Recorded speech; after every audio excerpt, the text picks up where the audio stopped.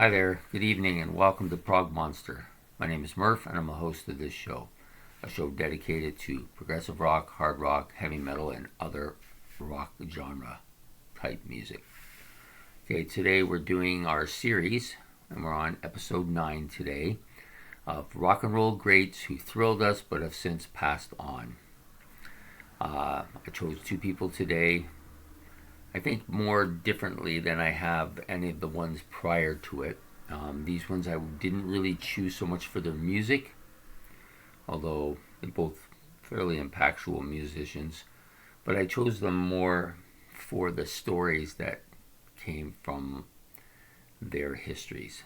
So anyways, the two I've chosen tonight are Barry Oakley and Rory Storm.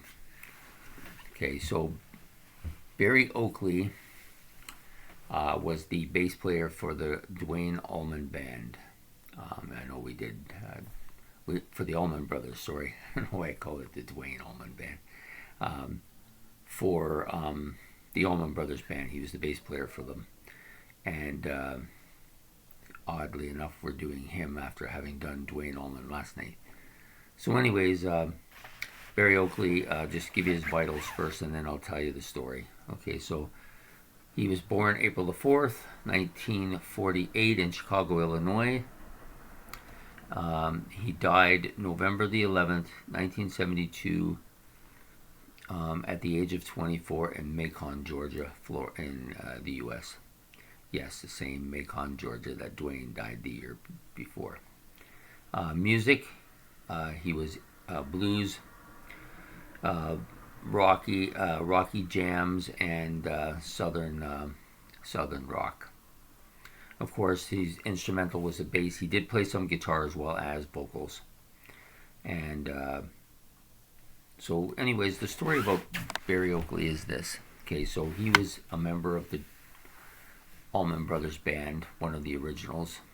And about a year after Duane Allman died from crashing into a truck on a highway in Macon, Georgia, Barry Oakley, a little over a year later, did the exact same thing. He drove his bike on the same road, approximately 3 blocks away, into a bus. He didn't die immediately. He had a fractured skull, which he didn't go to the hospital, but they did say that it wouldn't have made no difference. He was going to die anyway. So there you have it. Like, what is the chances of two people in the same band dying on the same highway of the same thing and being the same age? I think that's pretty miraculous. Anyways, he was the bass player in the band. He played on all the albums up until that time. Pretty impactful band, of course. If you've listened to the Allman Brothers, they're very instrumental. Duane Allman being one of the best guitar players around at the time, and Barry Oakley, he contributed fairly significantly to the band's music up until his death.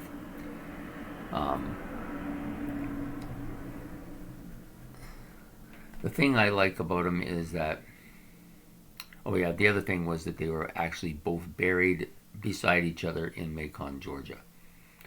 So, I mean, these are two guys whose lives were pretty much connected in every way, and their deaths pretty much the same. It's a pretty miraculous story, I think. Barry Oakley, of course, had a hard time with Duane Allman's death. Many said he didn't really recover from it. Understandable if they were that close. Anyways, like I said, the Allman Brothers produced a lot of really good Southern rock. Were one of the original Southern rock bands, influenced the whole genre.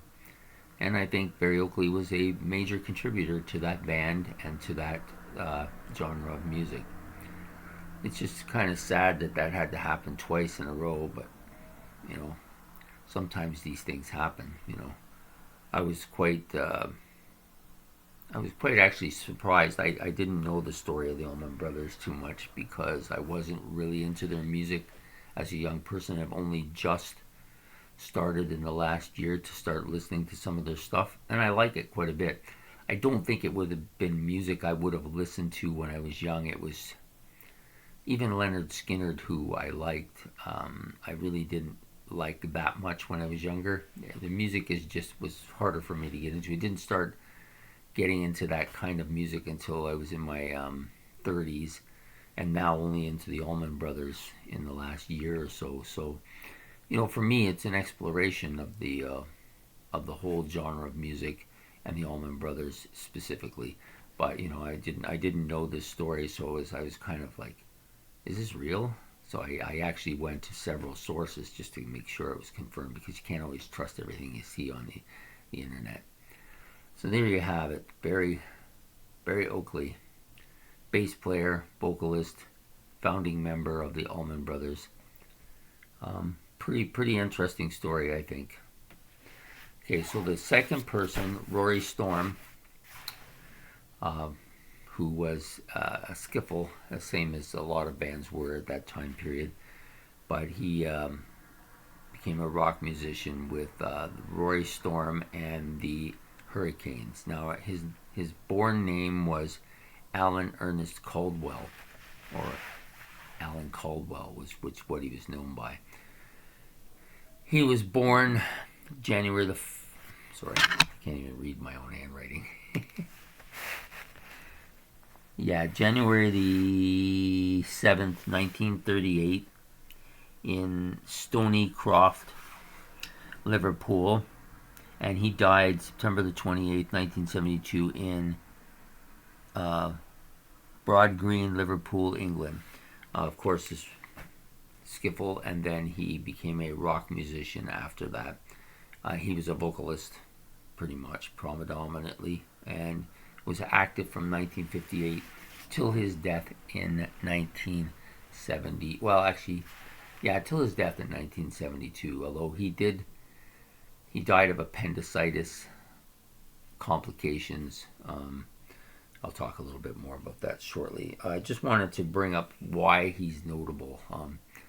Okay, so his band, Rory Storm and the Hurricanes, were in the same town as the Beatles, and pretty much there was some kind of interplay between him and the Beatles, not just musically but personally. Ringo Starr was the drummer for the Hurricanes.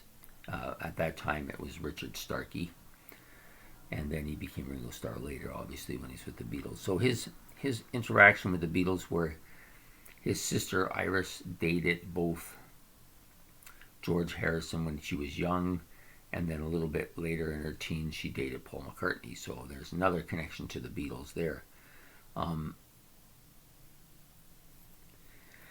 He eventually, when he first started out, he was going by Alan Caldwell, and then he decided he'd take on a stage name, and it started out as Al Storm, and then went to Jeff Storm, and he eventually settled on Rory Storm and the Hurricanes. And the band did have a minor contract through Epstein. I believe it was Epstein. I think it was Epstein. Anyways, they released a couple singles and an album, but they never charted, so they never really made it big time. They did play pretty much a lot of the similar venues that the Beatles played. They were offered a chance by Alan Williams to go to Hamburg to play in the festival he wanted to put together, and they decided they didn't want to do that. A couple other bands, Jerry and the Pacemakers, didn't want to do it as well, and eventually the Beatles were sent. So did he miss the boat? Nah, I'm not sure. Like some people say, oh, he missed his opportunity, but really, was he going to be a Beatles? Maybe not. I don't think so. Possibly, but possibly not. I wouldn't think he would have been. People forget that the Beatles were somewhat exceptional musicians. And then, of course, he died of complications. He had appendicitis attack in 1969, and then he died 3 years later of complications. That's what they officially said. I'm not really sure what that means. I didn't delve into it too long or too far. So he dabbled in the rock industry. He played music in the rock industry. He knew some obviously famous people from the rock industry. He had connections with some good producers, had Ringo Starr in his band. When he played in that whole scene, was all around it, but I guess it just, for some people, it just wasn't meant to be because he never achieved very much success. He was also a bit of an avid sports fan. Boy, my tongue is tied up today. An avid sports fan. He played in different types of sports as well. So, I mean, can't happen for everybody, because for every Beatles, there's 100 or 150 people who didn't quite have what it takes, or didn't quite have the connections, or something didn't work for them, right? So Rory Storm, maybe not a legendary musician of any kind or sort, but certainly an interesting story, I think.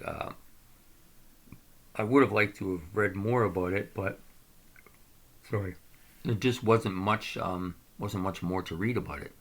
Anyways, I hope you find these two stories kind of interesting. I really found the Barry Oakley thing quite interesting, actually, and I think that I will try to do some more reading on that, because that is just that's just funny. Well, it's not funny, it's kind of surprising, Anyways, I hope you've enjoyed this episode. The next episode will come out Friday, and I don't have my list in front of me, so I can't remember who I'm doing that day. As the next few of them are a little bit more obscure people, and then as we get later into the 70s, more predominant people. Some very predominant people come to play. So, anyways, I didn't know much about them. A little bit more about Barry Oakley, and had listened to a little bit more of their music. But I just thought it was give you an interesting story. And on top of that, we just want to not forget these people, because they did have some impact in the rock and music industry, and I personally appreciate anybody who has contributed to that industry, because it's something I love quite a bit. So anyways, if you like this video, like and subscribe. Give me any comments.